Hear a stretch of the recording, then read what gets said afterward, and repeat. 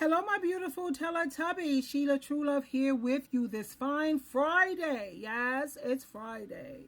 Let me adjust my glasses here. I was scrolling, as I do when I have a little free time or what have you, how to know someone has. I don't usually talk about things like this because sometimes it can be like a little eerie, but this made so much sense.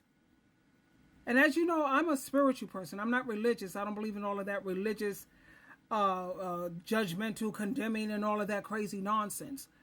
But this is so true what this man is saying. Let me share this with you. Hi, beautiful. How to know somebody has a demon or demons in them. As somebody who's been possessed by demons, man, y'all better buckle up because it's about to get deep. Number one thing you'll notice that somebody's inhabited by demons is whenever they walk into a room, the whole room will shift. Whether that person has a dark cloud of sadness over them or just this anger that follows them. So if it's somebody that's always in a bad mood, always negative, always depressed, when they walk in the room, it's a huge shift. They are definitely inhabited by demons. I kind of agree with that. Somebody who's always depressed. Now, we know about mental illness and, bipolar disorder and depression and a lot of these things. But somebody who's always depressed, somebody who's always seems like they're angry, they could never be happy. And, happiness that comes in spurts. It's good to have joy. It's always best to try to work on joy. But somebody who's got this kind of energy. And lately I've been around a couple of them. And you have to be careful. They can even be family members. Trust me when I tell you. The demons are disembodied spirits that need our vessels to live out the desires they want to fulfill. You know what I'm saying? For us to perform, they will. You know what I'm saying? This is why. That's right. They need our vessels, which is our bodies, in order to do the kind of things that they want done. That's how the demons operate. They get inside of people's bodies. And I'm thinking about, I was married to a demon. I could think, now that I think back and I reflect, I'm just so grateful how you have to stay prayed up, sweetheart. Because God, Jehovah God, and Jesus Christ have protected me so many times from these demons out here. And they use our body as their vessels to get into. People get seer conscious. They believe wrong is right and right is wrong. That's because a demon has taken hold of that vessel and seared their conscience and is able to use that person freely. And they just became an organic portal for demons to just hop in and out their body to be used. But anywho, and that's going to lead to my second one. But the first one, when they walk into a room, it's a huge shift, man. Huge shift. Number two, like I say, once somebody conscious is completely seared to where they can do wrong and they feel no wrong about it, there's no conviction, and they actually feel justified in what they're doing. So when somebody is... Does that make sense to you? How many times have you run across people who they have no conscience whatsoever? They could do all these low-down, dirty, rotten things and still don't lose sleep at night. They don't have a conscience anymore. They don't. And that's because they're demonized. And then when you sit up here and you think what's right, what's bad is good, and what's good is bad, what's wrong with that picture? Liberally doing wrong, and they feel like it ain't nothing wrong with it, Yep. and they feel like it's even right. That's a demon that's using that person. That's a demon that is using that person. Because somewhere along the line, something happened to them, or they learned it, they picked it up, to where that demon was able to come in and access and sear their conscience. And that's what the demon wants you to do. That's what they want for you, for your conscience to be seared, so they can hop in your vessel and just steer you, and just take complete control of you, just perform out their will. You're just an organic portal at that moment. Number three. And that's what he said. They just take over your body. You doing things that a normal human being wouldn't do. You don't think that let's say Jeffrey Dahmer, that was demon. The Menendez kids, how they sat up there and killed their parents, and they told so many lies that their parents raped them and blah, blah, blah. And when all the evidence came out, those kids was doing nothing but telling lies, child.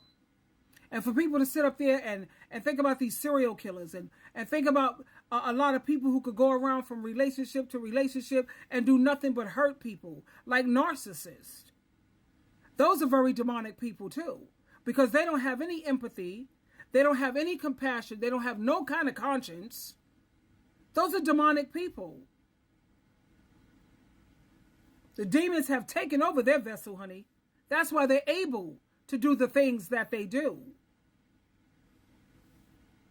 When you are kind to a person, it angers them. When you are being kind to somebody and it angers them, they're getting more frustrated, that's a demon on them. Hello. They have demons in them. How many of us have experienced that? You treat somebody loving and kind and it annoys them. It triggers their annoyance. I recently went through that not too long ago. You're trying to be loving and kind and it irritates them. Those are demons, baby. What human gets more angry when somebody is kind to them? This is why when you go places, you ain't did nothing to nobody. You just in your own world. You filled with joy, love, you're laughing, you're being kind to everybody, and then you got somebody over there that's just angry. That's a demon. Yep. Those are demons on that person, because only demons hate love. They hate joy. They hate peace. They just hate, and hate. Anything that's of God or from God, they hate it. They can't stand it. They can't even be around you. They'll start like being weird or just man. But yeah, that's another sign somebody got a demon or demons on them. Another one is a permanent contorted face. You ever see somebody and they just like this all the time? They got this look like they just like it's like a permanent contort. That's what demons do. Demons they contort. Like when them things be in my body, they like do all kinds of stuff and make these faces. That's definitely my ex-husband. I have pictures of him, where it was caught like when nobody was looking at his face was always so mean and so hateful and so demonic.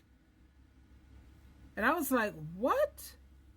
And this character can't seem to get his life on the right track and stay on the right track. It's like God has him placed on slippery ground. He loses things, he gets it back, he loses it again because God keeps pulling that carpet. Demons, man. I mean, one time that thing smiled and it brought my mouth all the way up to here.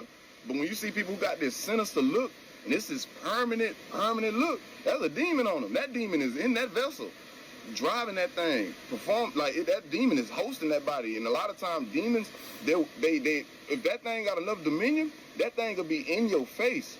It's like in your face, but behind you in a sense. So it's like, it's weird, man, but it's so normal to people to where we can't even recognize it. But I guarantee you that person get delivered, they're going to look like a whole new person. It's going to be a whole new look in their eyes. They're going to look like them again. But people take on this mean, contorted look. That's a demon. Multiple demons, for that matter. And the fifth one, I think it's 5 right here. The eyes, man. The eyes are the window to the soul. Hello. Man, the first time I ever looked somebody in their eyes and seen evil, I'm talking about, I had discernment. Probably, I ain't had discernment for that long. I was able to see into the spirit realm and everything. The first time I looked somebody in their eyes and I seen evil, it scared me.